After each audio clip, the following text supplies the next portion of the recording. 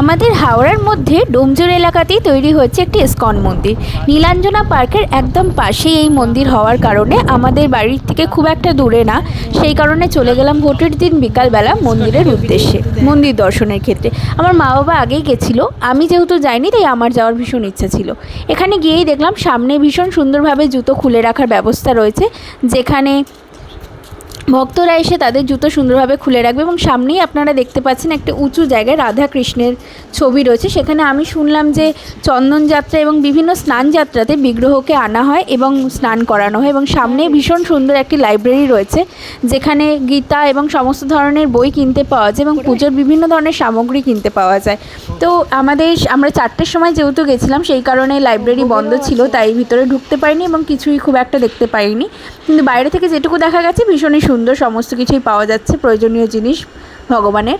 আর এখানে একটি কৃত্রিম পুকুর খনন করা রয়েছে, যেহেতু বর্ষাকালে এবং বৃষ্টির কারণে আমাদের পা নোংরা হয়ে যাওয়ার কারণে আমাদেরকে সেবায়েতরা বললেন যে সেই পুকুরে গিয়ে পাটা পরিষ্কার করে নিতে।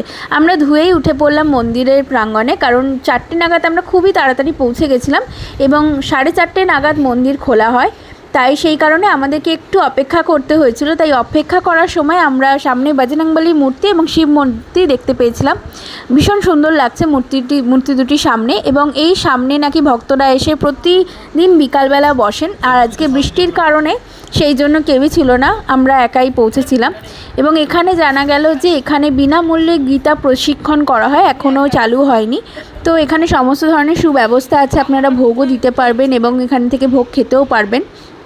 তো এইগুলো সমস্ত ডিটেলসে লেখা রয়েছে এবং গেলেই আপনারা দেখতে পাবেন মন্দিরও অনেক সুন্দরভাবে করা। যেমন কথা 4:30 নাগাদই মন্দির খুলে গেছে।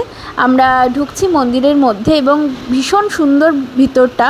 আর সামনেই রয়েছে শ্রী প্রভুপাদজির মূর্তি, যেটি খুব সুন্দরভাবে এখানে প্রতিষ্ঠা করা রয়েছে এবং ফুল সমস্ত খুব সুন্দরভাবে মেনটেনেন্সও করা।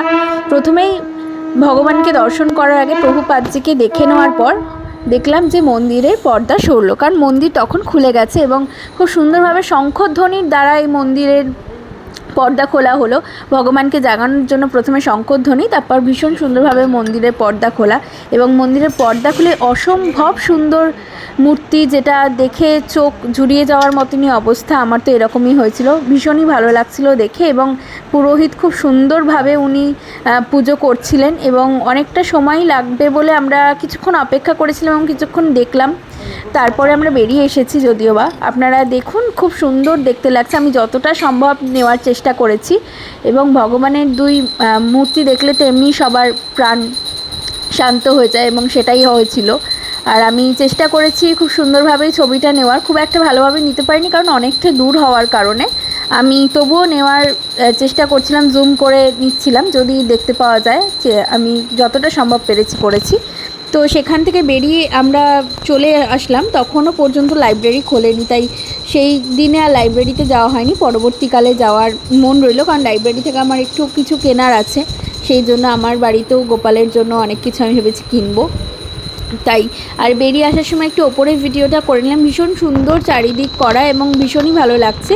আর অনেকটা জগন্নাথ মন্দিরের আদল হওয়ার জন্য সামনের দিক থেকে তো খুবই ভালো লাগছে মন্দিরটি দেখতে, কিন্তু স্পেস কম হওয়ার কারণে মন্দিরটা একটু ছোটোখাটোর মধ্যে করা হয়েছে। আর আশা রইল পরবর্তীকালে আবার যাওয়ার, আমার ভীষণই ভালো লেগেছে। আপনারাও প্লিজ আসুন, এখানে মন্দিরটি আপনাদের খুবই ভালো লাগবে এবং এখানে বিভিন্ন ধরনের প্রশিক্ষণ হয় এবং বিভিন্ন ধরনের ব্যবস্থা আছে।